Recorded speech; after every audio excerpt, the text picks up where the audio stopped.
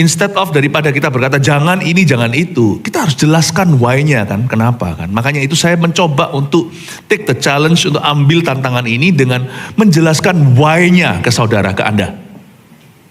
Ya, supaya dijelaskan dengan masuk akal, padahal ini sebenarnya, ini semuanya adalah firman Tuhan yang melampaui akal budi manusia.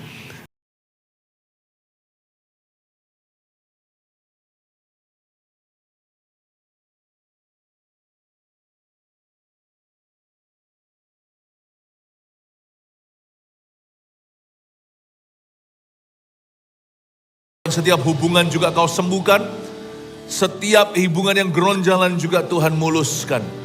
Percaya Tuhan Yesus memulihkan hati kami, memulihkan jemaat-Mu, dan Engkau juga memandikan setiap jemaat dengan firman. Pakai firman yang sebentar lagi hamba-Mu bagikan, urapi dengan urapan Roh Kudus. Sembunyikan hamba-Mu di balik salib Kristus. Di dalam nama Tuhan Yesus, haleluya. Amin. Berikan tepuk tangan untuk Tuhan. Glory to God. Silakan duduk. Shalom semua.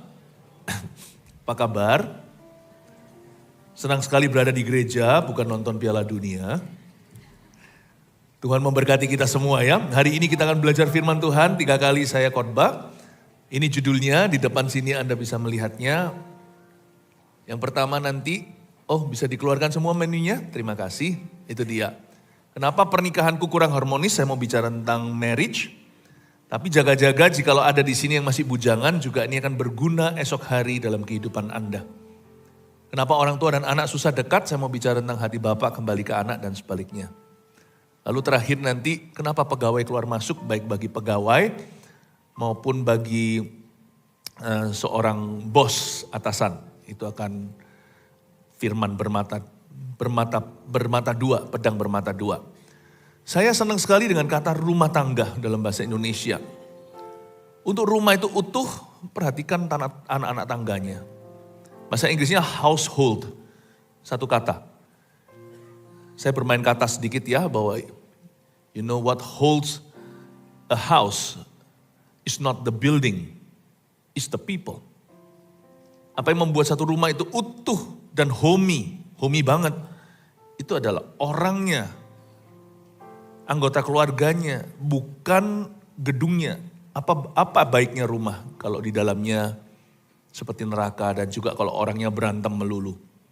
Hari ini kita akan touch on this subject karena saya merasa hari-hari ini yang diserang setan adalah keluarga. Dan keluarga itu penting sekali, adalah unit terkecil dari gereja di masyarakat. Mari kita sama-sama buka Efesus pasal 5.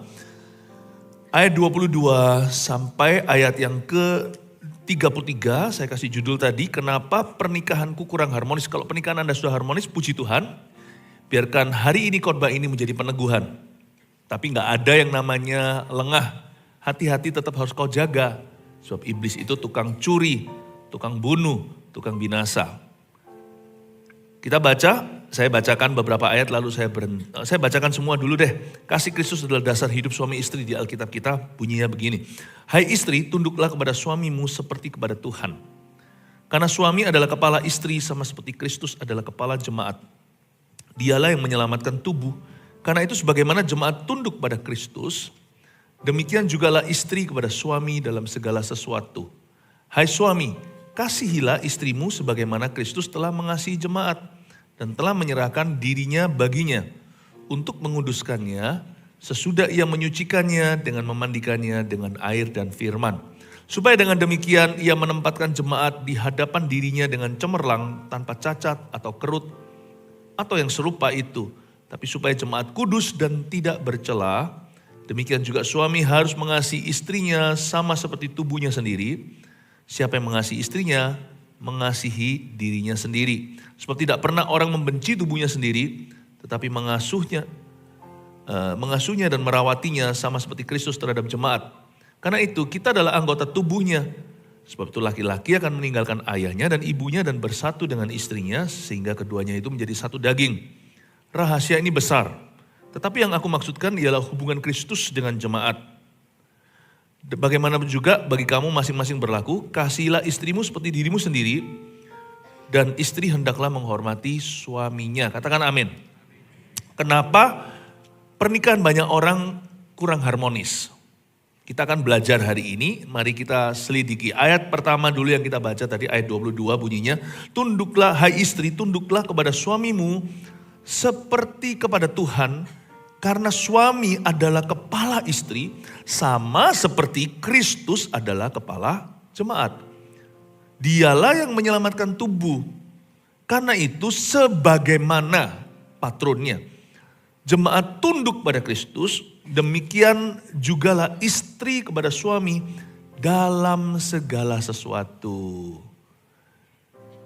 Kenapa kok sama Paulus disinggung istri dulu, padahal dalam tatanan rumah tangga suami itu kepala. Berarti istri memang berpengaruh, jangan lupa loh. Pertama kali setan berbicara kepada makhluk ciptaan Allah yang paling mulia yaitu manusia, dia ngomong sama Hawa. Karena memang istri itu yang seorang wanita menjadi Hawa keluarganya yang membawa suasana. Makanya itu di kitab Amsal juga dikatakan kalau kita itu menikah dengan istri yang cerewet, yang tukang tengkar seperti air yang menitis terus menerus gitu dari atas, itu bisa annoying bukan anointing. Mendingan hidup di ujung dunia daripada ajak geger melulu. Karena itu istri jangan begitu. Meskipun nanti dosa baru masuk ke dunia ketika Adam makan buah itu, buah terlarang. Hawa udah makan dulu. Tapi seluruh bumi belum jatuh, hanya dia. Tapi waktu pria jatuh, seluruh keluarganya. Itu bicara soal peran ya, bukan bicara tentang superioritas. Tapi wanita itu memang membawa pengaruh. Sangat luar biasa. Karena itu ibu-ibu harus hati-hati. Dan di sini kalau ada wanita bujangan juga, Anda harus bangun karaktermu. Dari sejak muda. Jadilah perempuan yang bijaksana. Jangan suka bocor mulut. Dan jangan jadi wanita yang rusak. Dunia itu rusak baru dipandang benar-benar tidak ada harapan kalau perempuannya sudah rusak. Saya nggak berkata itu normal ya, laki-laki rusak itu biasa, enggak. Tapi kalau saya wanita pun rusak, ini berarti dunia sudah bejat. Paham maksud saya? Zaman dulu laki-laki selingkuh. Zaman sekarang perempuan juga player. Nggak hanya playboy tapi ada playgirl. Nah itu sudah parah, berarti sekarang kita lihat memang dunia sudah bejat menjelang kiamat. Wanita itu sebagai satu takaran bahwa nurani mereka itu sebenarnya lebih luar biasa. Karena wanita dicipta untuk menjaga. Dari awal itu wanita ditentukan untuk menjadi pasangan sepadan. Untuk protek Adam. Karena itu perempuan harus hati-hati. Kalau kita punya anak wanita, anak perempuan, ajari dia namanya karakter dan wibawa. Makanya laki-laki kalau mudah jatuh cinta itu remnya di mana? Si perempuan. Makanya sebagai wanita itu harus dipersiapkan. Jangan pernah kita anggap sebelah mata, apalagi keluarga yang sangat-sangat kolot.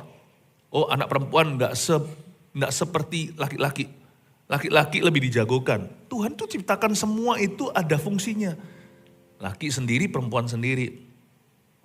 Tuhan bicara dulu sama sang istri, hai istri, tunduklah kepada suamimu.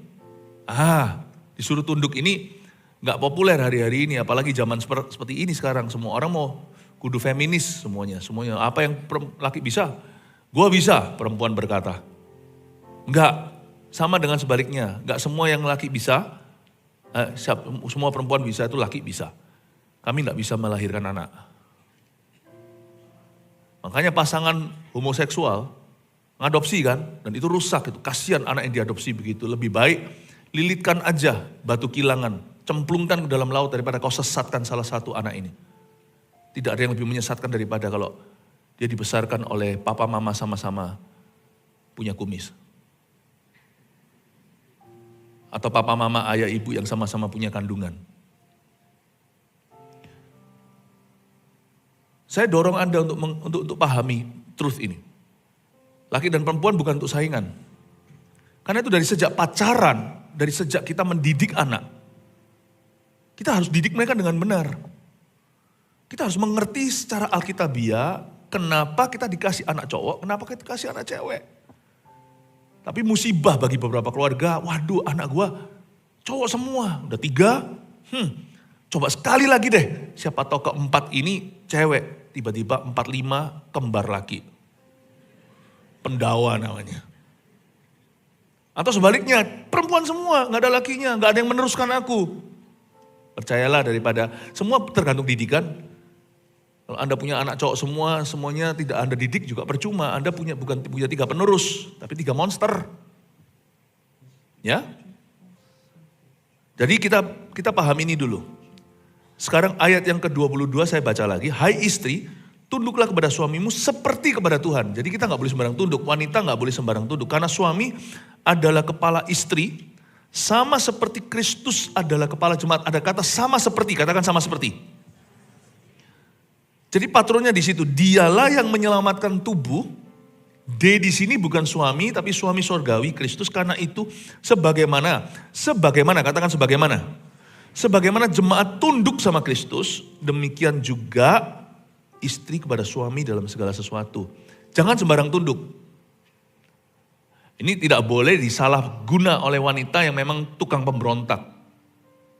Ya, yang kepalanya itu tidak mau dikasih authority atau otoritas ilahi. Ada wanita yang kayak gitu, susah. Perempuan seperti itu menurut saya bukan justru wanita yang percaya diri, justru wanita yang tidak aman diri. Saya mendidik anak saya, perempuan Vanessa, untuk menjadi seorang yang sangat mandiri dari sejak kecil sebelum dia senang sama siapa-siapa. Anak kami sulung adalah wanita. Dan dia serba bisa, musik bisa, pokoknya serba bisa lah. Dia juga penuh dengan kreativitas, karate bisa, segala sesuatu lah yang ada. Saya bukan berarti mentang-mentang perempuan lalu ada nanti tinggal tunggu suatu hari menikah. Enggak, kami persiapkan dia untuk menjadi penolong yang terbaik bagi suaminya suatu hari. Tapi saya beritahu sama anak saya bahwa suatu hari kamu harus tunduk pada seorang laki-laki, bukan kamu ketakutan, tapi karena kamu kasih. Karena kamu tidak mungkin bisa menjadi serupa dengan Kristus sebelum kamu tunduk pada seorang pria dalam pernikahan suatu saat nanti. Bahkan seorang wanita yang bujangan pun tidak bisa penuh Kristus jika dia tidak belajar tunduk. Makanya itu perempuan meskipun dia tidak menikah seumur hidup, dia tetap ada figur laki seperti ayahnya. Ayahnya gak ada ntar siapa, pokoknya dia pasti akan ada hubungan sehat ya dengan suatu figur, dan dia harus belajar untuk tunduk. Jadi kata tunduk di sini itu jangan anti. Justru ini indah, ini panggilan Kristus dalam kehidupan seorang wanita. Anak saya, kalau dibukakan pintu, ya itu adalah panggilan hidupnya, bukan berarti dilayani, tapi suami memberi dia jalan dulu, ladies first. Itu tatanan ilahi, jangan kau ubah-ubah seperti gravitasi. Bukan berarti dia terlalu lemah untuk buka pintu sendiri. Wong dia angkat besi, dia bisa. Tapi to give yourself, untuk memberikan, kadang-kadang kalau misalnya seorang cowok nih mau bawain barangnya, gak apa-apa aku bisa kalau dia suaminya. Let me be your man. Aku tahu kamu bisa, but let me be your man. Nah yang cowok mesti man up. Apa itu udah punya anak, sama anak jalan di depan, belakang, bawa tas begini, si istrinya. Man up. Itu buruk sekali ngajarin anak, begitu caranya. Lalu nanti sudah bawa baby, bawa tas ranselnya, susu semuanya, sang cowok cuma jalan dengan anak prianya begini, satu ibu bawa baby. Itu buruk. Ya. Laki juga harus man up. Let me be your man. I know you can, but still let me be your man. Aku enggak mau bahwa tugas ini diserahkan ke orang lain, pria lain dalam hidupku. It is my privilege to serve you as your man. adalah sebuah keistimewaan. Ada suatu privilege atau suatu hak eksklusif untuk saya menjadi pria atau menjadi lelakimu. Melayani ini. Aku tidak mau lelaki lain melakukannya untukmu. Leadership laki-laki, kepemimpinan laki-laki sebelum saya masuk ke sana adalah kepemimpinan hamba. Bukan otoriter. Tapi servant leadership. Nanti kita akan masuk ke suami nanti sebentar lagi ya. Tapi ngomong sama istri dulu, ngomong sampai kenyang dulu tentang yang ini. Jangan sembarang tunduk. Nah, bagaimana caranya tunduk? Seorang wanita, di sini kan tadi ada kata sama seperti sama sebagaimana. Tadi yang kita ulangi, tadi waktu Anda ulangi saya. Sama seperti dan sebagaimana. Berarti seorang wanita dalam konteks pernikahan, seorang istri, tunduklah kepada suamimu dengan cara, tunduklah kepada suamimu dengan cara yang baik dan benar, sesuai kebutuhan suami. Tunduklah kepada suamimu sesuai kebutuhannya. Cari alasan untuk melayani dia according to his need. Nah kalau suami saya butuhnya yang enggak gimana? Butuh yang salah-salah. Makanya ada kata sebagaimana. Sebagaimana Kristus kepala bagi jemaat. Tunduklah kepada mereka dan doronglah mereka untuk tunduk pada Kristus. Istri itu penolong sepadan. Dia tunduk pada suaminya dan mendorong suaminya untuk tunduk pada Kristus. Karena itu istri jangan dijadikan partner in crime oleh sang suami. Kalau suaminya korupsi, istri harus berkata, jangan Pak. Suaminya mau salibkan Yesus alias Pilatus, istrinya berkata, semalam aku tersiksa dalam mimpi. Karena orang benar ini, stop what you are doing while you can. Hentikan selama kau masih bisa. Istri jangan bareng-bareng minum. Istri jangan bareng-bareng dugem. Istri jangan sama-sama, oh iya gak apa-apa, asal aku dapat allowance. Tahu kalau suaminya itu dapatnya gak halal tuh duitnya. Kita yang harus tolak. Saya harus wakili, Anda. Istri harus tolak dan berkata, Papa, sekepingin-kepinginnya aku, karena sekarang ini kita malah lagi butuh. Jangan halalkan semua cara. Oh asal gue bisa shopping gitu. Gak boleh Pak, ini gak boleh, uang ini gak boleh diterima. Gak boleh pakai cara begini. Istri harus menentang. Loh katanya tunduk. Loh tunduk sebagaimana Kristus kepala jemaat. Kalau suami mau menyembah berhala, masa ada berkata silahkan. Suami mau pindah agama, mau pindah kepercayaan, tadinya Kristen sekarang bukan, ya sudah gue ikut Papa. Nah, harus Anda pasang badan dan berkata jangan, jadilah Hawa yang berbeda. No, itu tunduk sebagaimana jemaat tunduk pada Kristus. Penundukan terakhir itu Kristus, bukan suami.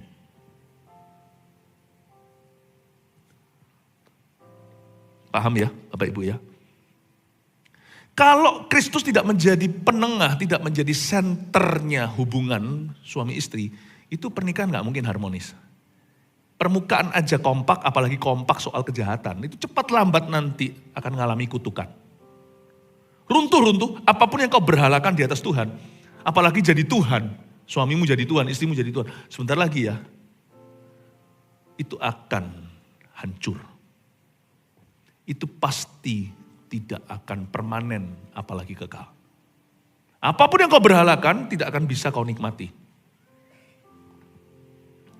Mengertilah ini bahwa suami, istri tunduklah pada suami sebagaimana sama seperti Kristus itu, Kristus ini. Doronglah suamimu untuk tunduk pada Kristus. Kalau enggak ya, perempuan di situ itu tinggal di sana, di posisi itu, di sebelah suamimu sebagai penolong sepadan.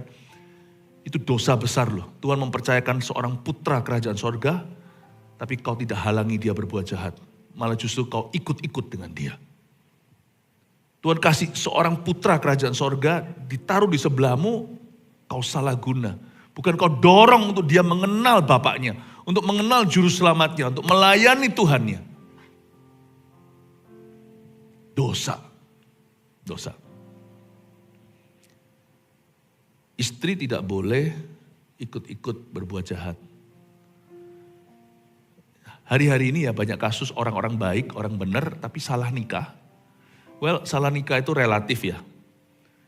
Pernikahan salah pun bisa benar kalau akhirnya dia benar-benar jalan dalam kebenaran. Orang ada yang mulainya salah loh. Ada yang mulai dengan kecelakaan dulu. Tapi akhirnya dia berjalan dalam kebenaran. Yeremia berkata, kalau dia jalannya dalam pertobatan sungguh-sungguh, Tuhan ubahkan.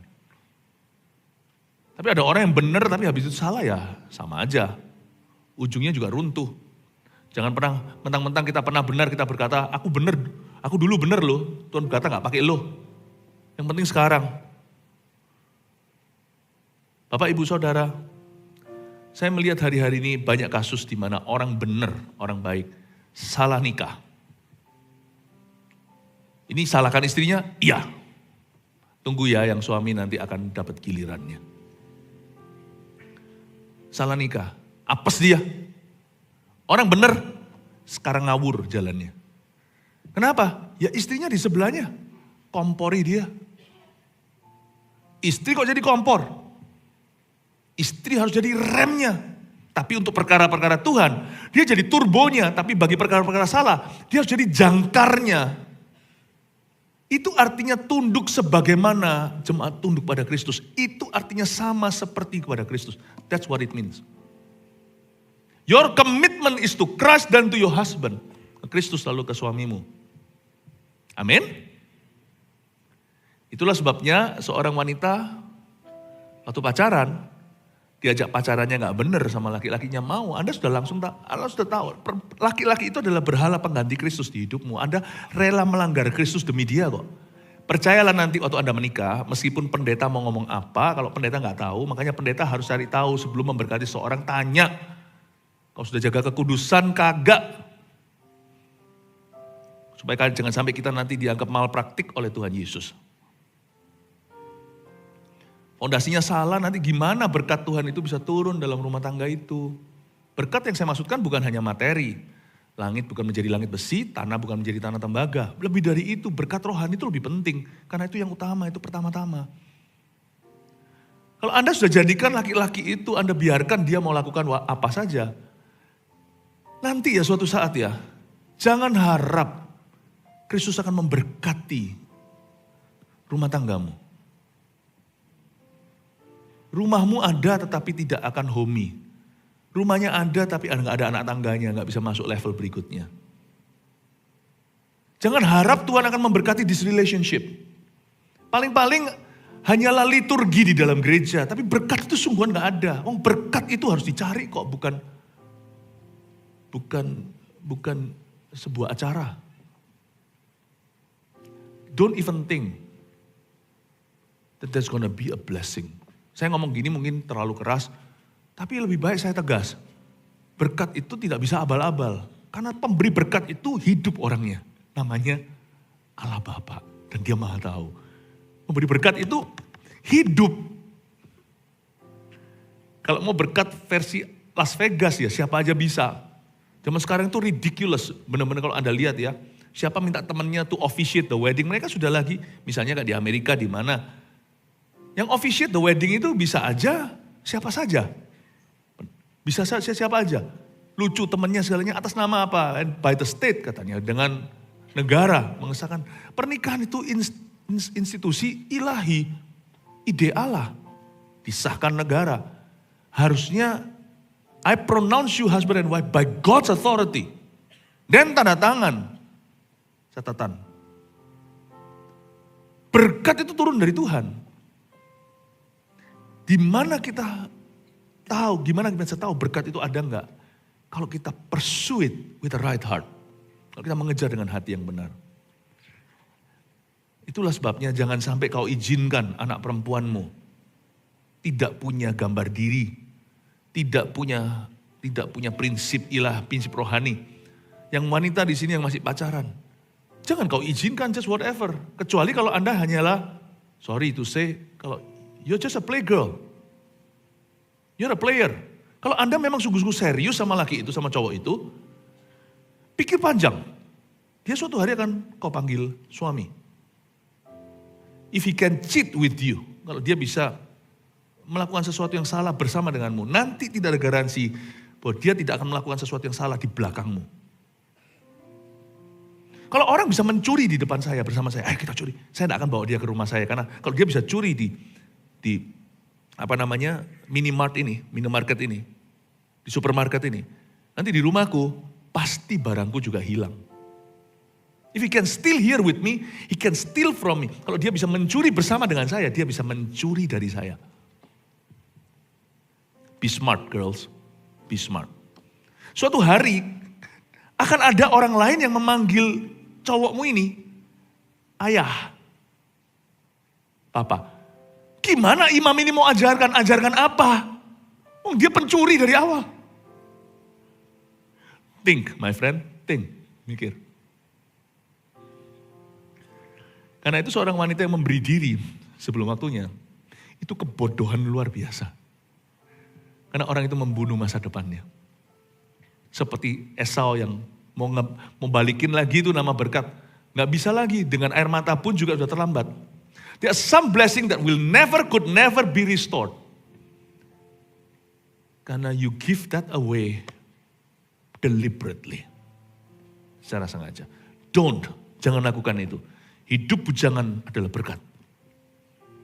Amin. Semoga ini berguna. Di sini beberapa orang berkata, tahu gitu, saya bawa anak saya hari ini untuk dengarkan ini. Ya sudah, salah sendiri, ajarin sendiri nanti habis ini ya. Oke, but I love you. Saya ingin sekali untuk memberikan satu perlindungan untuk family, keluarga. Gereja harus berbicara prinsip, dan prinsip itu harus mudah dimengerti. Instead of daripada kita berkata jangan ini, jangan itu, kita harus jelaskan why-nya kan, kenapa kan. Makanya itu saya mencoba untuk take the challenge, untuk ambil tantangan ini dengan menjelaskan why-nya ke saudara, ke Anda. Ya, supaya dijelaskan dengan masuk akal, padahal ini sebenarnya, ini semuanya adalah firman Tuhan yang melampaui akal budi manusia. Tapi saya harap Anda bisa mengerti why-nya. Jelaskan pada anak Anda boleh tiru. Di sini tidak ada copyright, yang ada adalah right to copy. Silakan pakai apa yang saya sampaikan ini, jelaskan ke anak-anakmu. Bisa dari kecil. Apa yang saya ajarkan ini semua adalah yang saya terapkan dulu di keluargaku. Saya ngomong gini sama anak perempuan juga.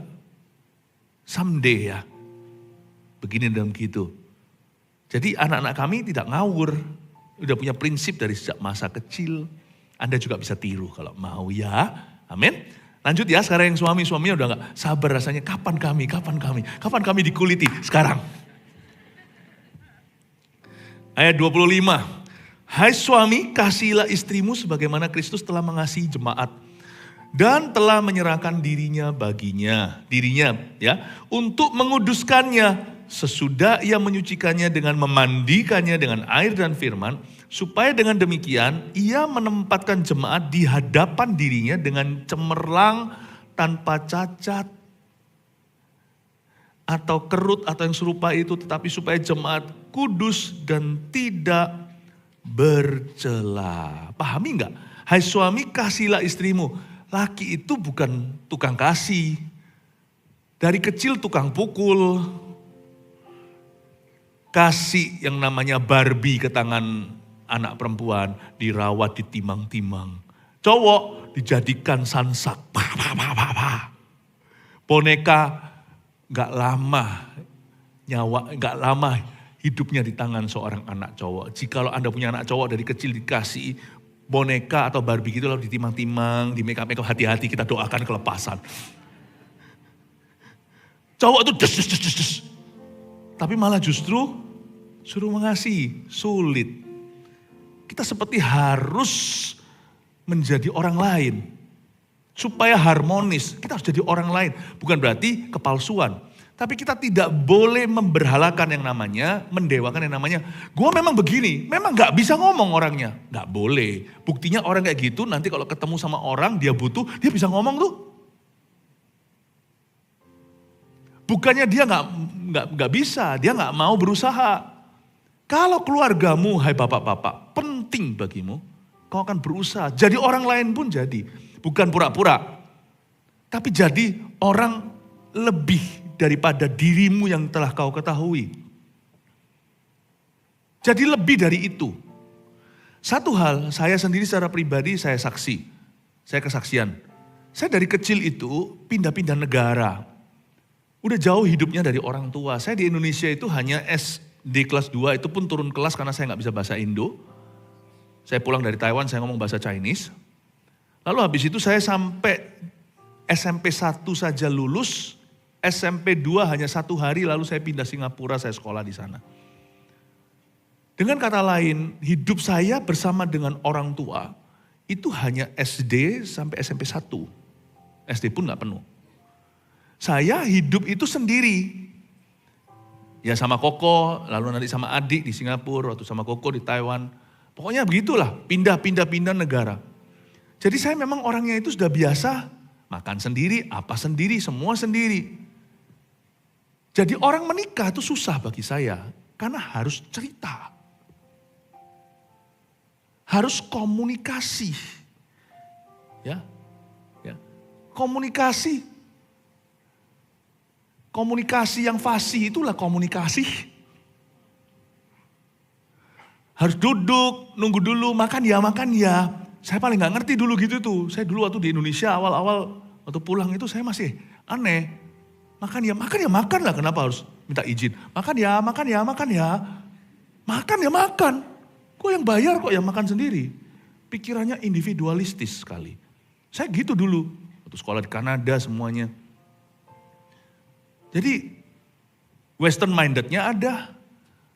Eastern mindednya juga ada. Saya gak tahu, saya ini gak punya identitas yang jelas. Sana sini sana.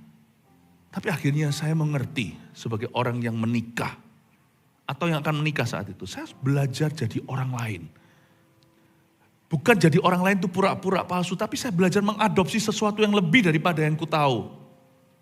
Mau makan? Makan ya. Ambilin dulu. Saya belajar begitu.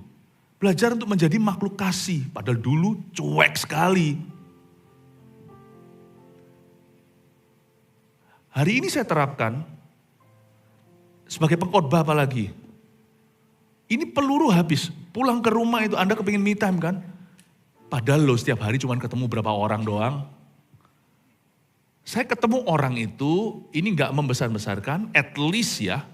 Setiap minggu itu ribuan orang. Yang langsung ngobrol mungkin puluhan pasti. Ya, ratusan.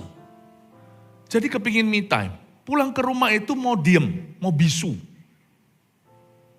Habis nih peluru.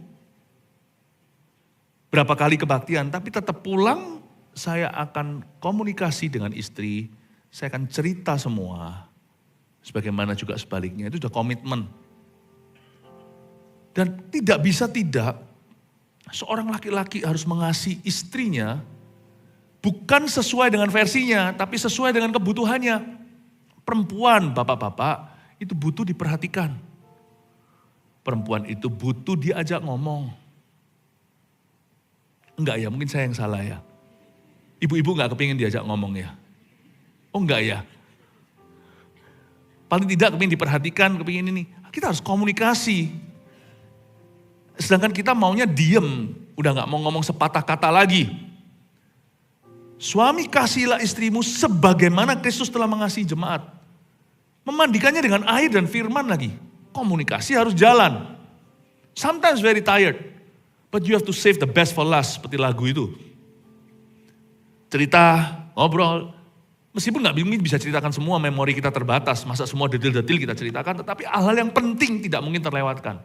Tidak ada sehari dilewatkan tanpa sang kepala keluarga bercerita kepada orang paling utama di hidupnya, partner yang paling wahid di dalam kasih karunia-Nya. Dia harus cerita sama istrinya begini, begitu dan sebagainya. Karena tidak ada yang namanya keberhasilan tanpa satu infrastruktur dalam hubungan. Komunikasi. Dan komunikasi bukanlah sekedar sebatas kata-kata. Luang waktu dan sebagainya. Kasih istrimu dengan cara yang dia butuh. Bukan sesuai dengan yang kau ingin. Bukan sesuai dengan versimu. Kalau versi kita laki-laki, kita itu punya dunia sendiri. Kita itu punya me time-nya sendiri. Mau diterusin, bisa ada hobi, bisa ada your friend, my friend. No, kasihi istrimu, pasanganmu dengan cara yang dia butuhkan. Selain itu, dari kata-kata ini, ada keluar kalimat seperti ini ayat 27. Supaya dengan demikian ia menempatkan jemaat di hadapan dirinya. Ingat jemaat di sini lambangnya mempelai wanita. Juga mewakili para istri. Dengan cemerlang tanpa cacat atau kerut atau yang serupa itu. Tapi supaya jemaat kudus dan tidak bercela. Seorang pria harus menjaga dignitas, kehormatan istrinya. Dia harus memastikan bahwa istrinya itu tampil cemerlang tanpa cacat, tanpa kerut atau serupa, kudus, tidak bercelah. Istrinya keluar rumah itu penuh dengan kasih sayangnya. Dan bukan ceritain tentang istrinya ke orang-orang lain. Kecuali hal-hal yang mulia, hal-hal yang baik. Seorang laki-laki yang ceritakan tentang istrinya, struggle in their marriage atau dalam pernikahannya, pergumulan pernikahannya, kepada orang lain apalagi kepada lawan jenisnya. Teman kantor, teman wanita, sekantornya dan sebagainya, itu sudah salah. Karena istrimu sudah enggak kau buat cemerlang tanpa cacat dan kerut atau yang serupa itu. Malah kau ceritakan semua cacat dan kerutnya. Cemerlang ini bukan berlian. Enggak tentu istri yang dimanjakan dengan banyak berlian dia akan bahagia. Ya mungkin dia happy luarnya. Wah begini, apalagi kalau perempuan orientasinya udah salah. Tapi sebenarnya dalam ciptaan Allah yang paling primitif, wanita itu tidak dipuaskan dengan berlian dan sebagainya sebenarnya. Sebenarnya dengan perhatian sang laki-laki, dengan cinta kasihnya yang tulus dan murni, itu memuaskan hati seorang perempuan. Itu yang membuat dia panjang umur.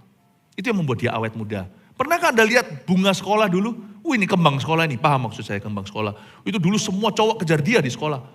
Sekarang kok tiba-tiba udah kerut begitu ya. Dia gak happy pernikahannya. Ada seorang wanita di situ, seorang perempuan dulu mungkin di sekolahmu. Biasa dia, tapi akhirnya dia jadi istrimu. Dia happy sekali dalam pernikahannya. Tambah awet muda gak kalah sama artis Korea. Apa perbedaannya? Wanita itu kalau puas batinnya, dia awet muda dengan sendirinya. Saya gak ngomong begini berarti, waduh Pastor Philip salah ngomong gini, suamiku lo mau belikan aku berlian. Bertobatlah. Dia belikan kalau dia mampu ya terserah dia. Tapi kau jangan tuntut. Bukan dengan kepang-kepang, dengan perhiasan itu manusia batiniamu. Itu gak menjamin loh. Saya lihat banyak wanita yang benar-benar bukan cemerlang tapi kinclong. Mati muda. Gak happy. Stres, depresi. Gantung obat. Gak tentu. Inilah salah satu tipu muslihat di bumi ini. Orang kira happy ya dia punya segalanya. Gak tentu. You gak tahu. Karena Anda gak pernah duduk. Dengarkan konseling mereka. We have. Gak tentu. Gak tentu benar. Gak tentu orang-orang paling bahagia adalah yang bring empire itu. Ya. Yang laki-laki berkata, bagus Pastor Philip. Khotbahkan Pastor Philip, katanya mau kulitin kami, tapi justru sekarang kami diagung-agungkan. Wah, gini kan saya hemat, jadi saya gak perlu beli berlian. Bapak-bapak belikan. Kalau Anda mampu, kenapa Anda gak manjakan istrimu? Kalau memang itu halal, itu adalah uang-uangmu. Bukan itu tapi ya. Tapi itu bukan substitusi atau pengganti. Kasih yang sejati. Paham ya? Sampai seorang wanita sudah menganggap materi itu membahagiakan dia. Itu wanita sudah sakit mah. Begitu parah akutnya mah itu sampai dia sudah gak nafsu makan sesungguhnya. Ya, itu sudah wanita anoreksia secara rohani. Dia sudah tidak bisa makan makanan sehat. Dia sudah tidak lagi mengingini atau menginginkan kasih sang suami. Yang penting cek booknya. Itu berarti sudah parah ini, sudah keadaannya ini sudah benar-benar stadium 4. Kalau seorang anak juga nanti, ini saya dahului, seorang anak sudah kepingin lagi, sudah dapat mobil, dapat apa dari orang tuanya, sudah gak kepingin punya spend time dengan papa mamanya, gak kepingin lagi papa mamanya, udah gak peduli, udah gak kepingin perhatiannya, gak kepingin kasih yang tulus, itu berarti anak sudah terlalu lama menunggu, gak makan-makan yang benar, gak dapat perhatian, gak dapat kasih, sampai satu titik dia sudah enak, udah muak dengan itu, muak menunggu, dia mengubah jalur. Dulu makan itu selalu turun ke lambung, sekarang apapun dikeluarkan, dimuntahkan. Sekarang dia sudah tidak bisa terima lagi makanan sehat, dia kepinginnya hanyalah mobil yang keren. Apa? Itu berarti jangan Anda bangga, itu anak Anda sudah salah jalan. Dan siapa yang membuat dia salah jalan? Kau yang membuat dia menunggu sekian lama sampai dia sakit mah. Aduh, Pastor Philip ngomong gini rasanya putus asa. Enggak, ini belum game over. Di dalam gereja itu ada alam rohani Efesus pasal 1. Dia memberikan segala sesuatu di dalam alam rohani ini. Semua berkat-berkat Kristus berarti di dalam gereja bisa dipulihkan. Hubungan yang sudah parah akut stadium 4 itu bisa pulih. Tapi harus ada kerjasama dari Anda sebab Roh Kudus tidak pernah memaksa. Dia tidak pernah menyurupi seseorang. Dia selalu memenuhi dan memenuhkan. Kalau Anda mau jalan dengan dia, keluargamu akan berubah. Mungkin dengan progres dulu, nanti akan menjadi sehat. Amin Bapak Ibu Saudara. Dan dari ayat ini saya mendapatkan satu kesimpulan tentang suami. Hai suami, kasihilah istrimu sebagaimana Kristus telah mengasihi jemaat. Sebagaimana Kristus mengasihi jemaat. Suami kayak gitu. Sebagaimana Kristus mencintai jemaat. Suami demikian. Tunggu, berarti suami bukan hanya juru selamat. Suami istri, suami dengar. Setiap pria Kristen yang menikah otomatis adalah bapak rohani bagi rumahnya. Saya ulang, seorang laki-laki yang menikah atau menjalin hubungan sejak pacaran aja sudah jadi imam. Tanpa jadi pendeta. Sudah jadi imam. Seorang laki-laki yang married sebelum punya anak pun, Sarah itu panggil Abraham, Tuanku, my Lord. Kan kita seneng ya, kalau istri kita melayani kita, semua yang kita mau, my Lord. Gaya seperti film zaman dulu, mungkin Gen Z nggak tahu, Oshin itu yang ya wanita Jepang yang kuno, yang masih ada pakai kimono itu, yang tunduk sama istri suaminya. Sekarang Jepang beda. My Lord itu adalah panggilan bukan hanya akrab, panggilan agung. Dengan kata lain, Sarah berkata tentang Abraham, you are my father. Baca lagi cara Abraham menjelaskan dirinya. Hai anakku, dia ngomong gitu sama Sarah. Usianya memang jarak lumayan. Misalnya, usianya beda berapa ya? 9 kalau gak salah. Ya. Tetapi tetap kan bukan anak kan, satu generasi kan 20 tahun. Tapi Abraham sedang mencetuskan bahwa dirinya sebelum jadi bapak segala bangsa, bapak bagi anak-anaknya, Ishak dan segalanya. Dia adalah bapak rohani terhadap istrinya sendiri. Meskipun dia ada juga flaw atau celahnya. Tahukah Anda hai pria, you bapak rohaninya istrimu. Apakah pantas kalau seorang ayah rebutan mainan sama anaknya? Kalau Anda lihat di masyarakat, bukankah dihujat? Kalau Anda lihat tiba-tiba di jalan gitu, kalau misalnya kakak adik rebutan mainan, aku, ya biasa. Tinggal dididik aja, jangan begitu. Tapi kalau di luar sana ada satu anak gerang, bapaknya rebutan apa? Misalnya rebutan es krim. Sama anaknya, perempuan. Punyaku.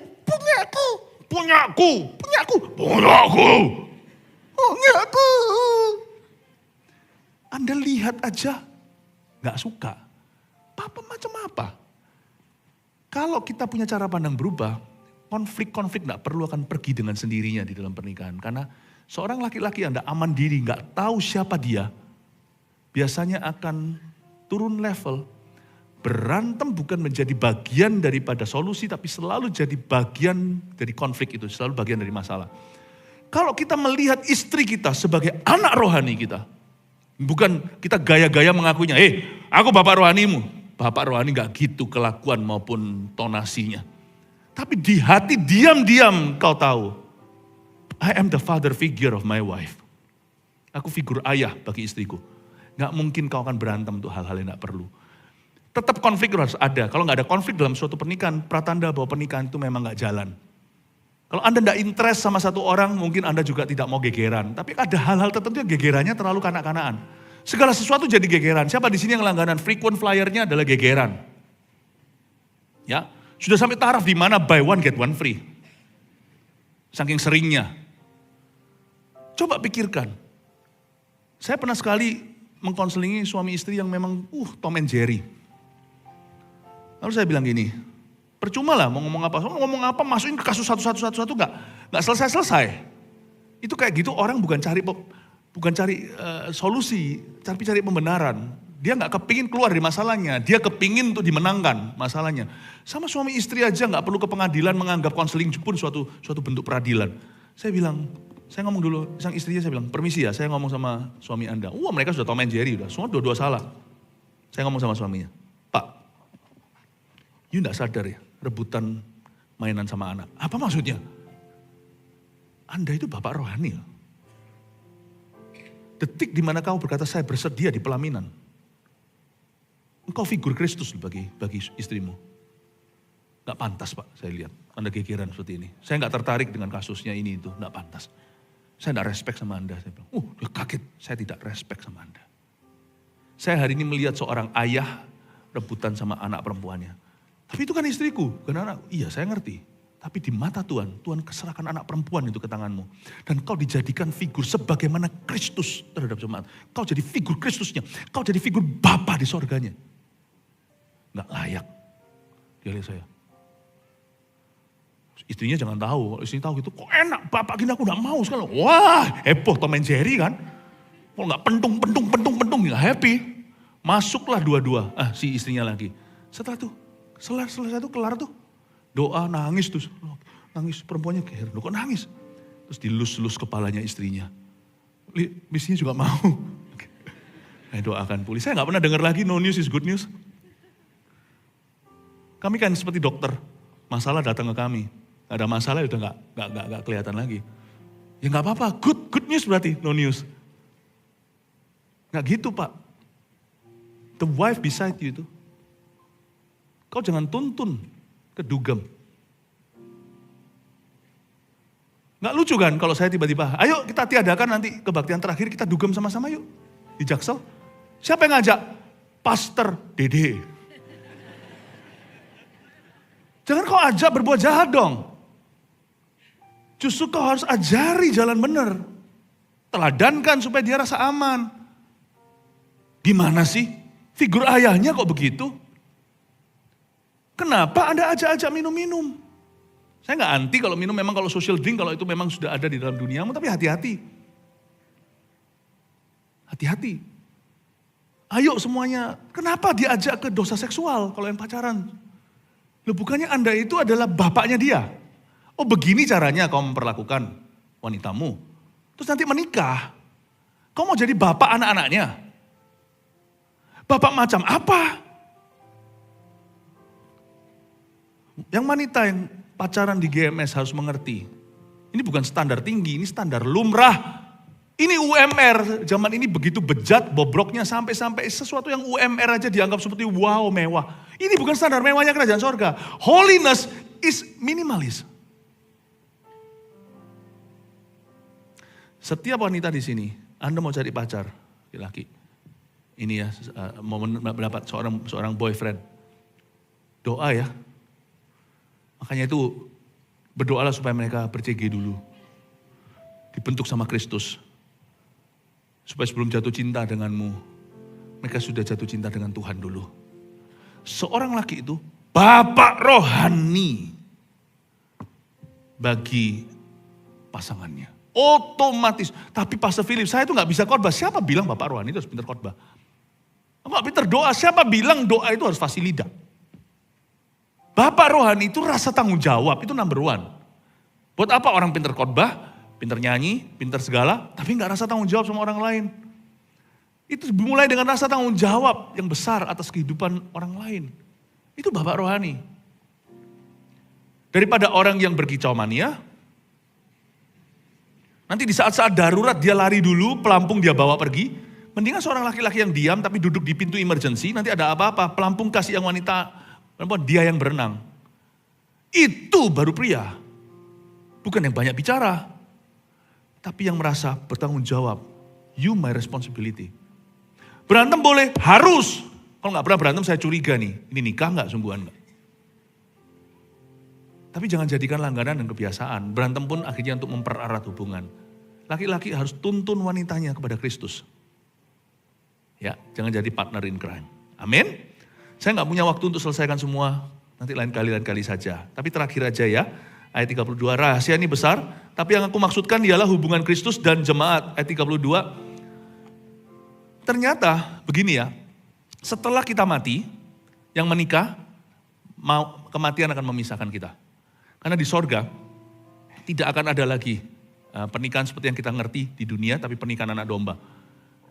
Sedih bagi orang-orang yang merasa pernikahannya happy, sangat mencintai pasangannya. Tetapi jangan khawatir, pergumulan ini akan ada jawabannya suatu hari dalam kekekalan, bahwa Tuhan tidak pernah mengurangi sesuatu yang ada di dunia. Kalau itu sesuatu dari Tuhan, Tuhan akan tambahkan. Meskipun institusinya bukan lagi marriage as we know it, pernikahan seperti yang kita tahu di dunia ini, tetapi kasih akan berlanjut, pengenalan kita, pengetahuan kita, persahabatan kita.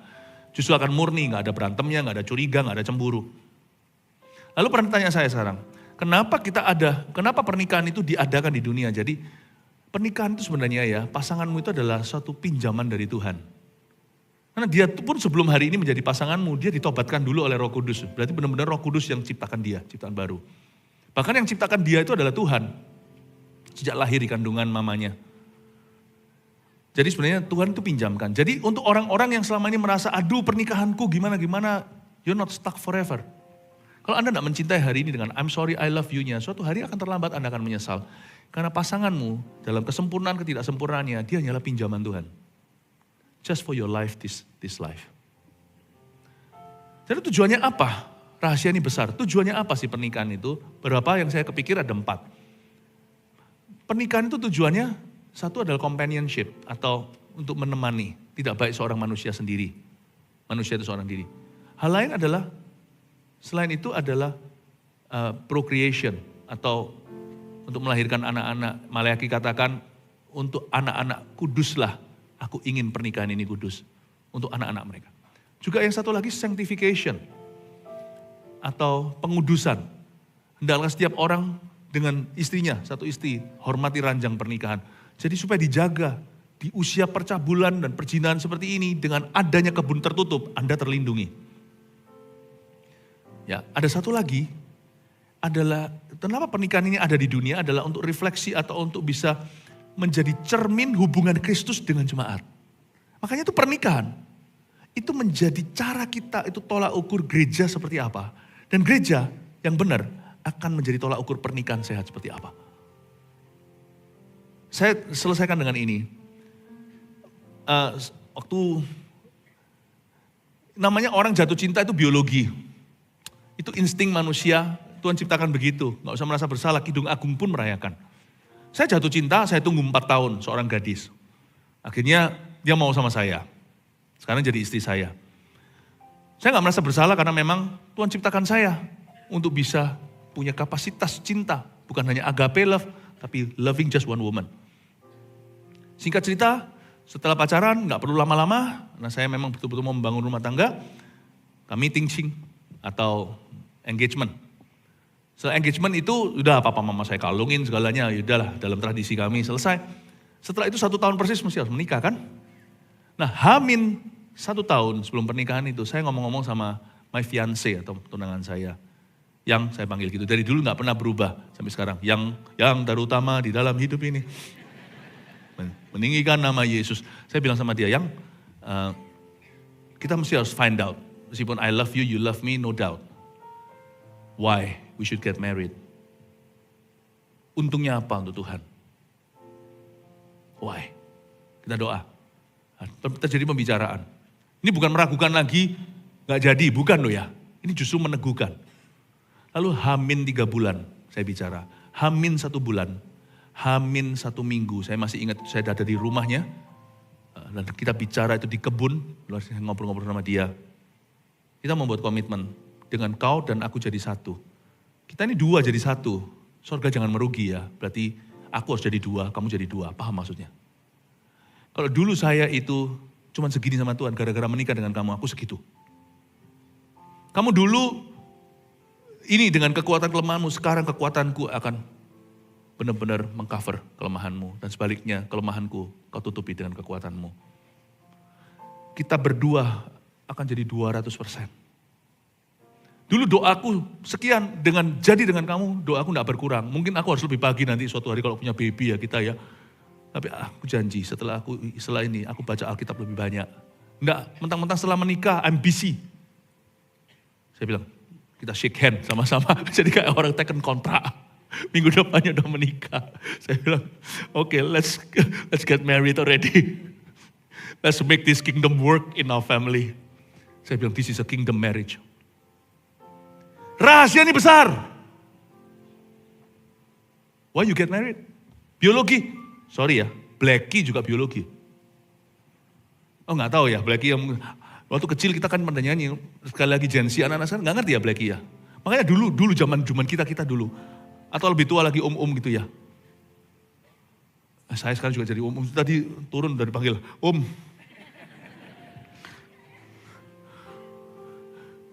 Dulu itu makanya semua anjing namanya Blackie. Aku punya anjing kecil, ku beri nama. Kok Blackie? Saya salah dengar tuh. Anjing saya dulu soalnya anjing itu loh, apa namanya, Shih Tzu hitam gitu. Hengki. Semua kesamaan, tidak ada kesengajaan. Heli, oh tahu ya berarti ya. Heli, guguk. Heli juga biologi. So what makes you different?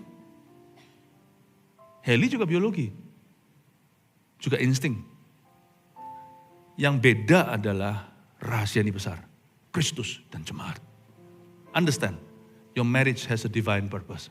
Pernikahanmu ada tujuan ilahi. 4 ini tulis kenapa pernikahanku kurang harmonis. Number 1, fokus melayani pasangan, bukan menuntut. Tuliskan ini. Nomor 1. 2, latih komunikasi yang jujur, baik dan benar. Jangan tuntut apa yang tidak kau berikan, oke? Latih komunikasi yang benar. Jangan menuntun satu dengan yang lainnya dalam kejahatan.